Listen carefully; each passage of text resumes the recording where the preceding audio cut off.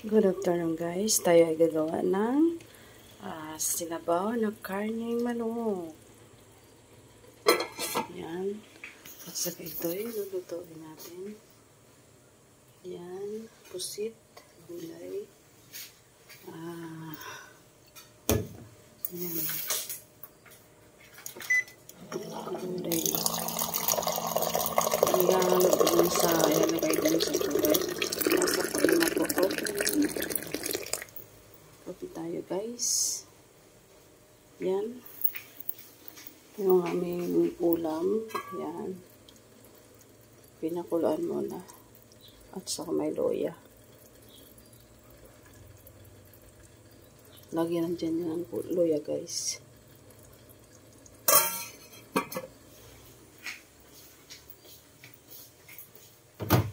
At tayo ay magkakapi.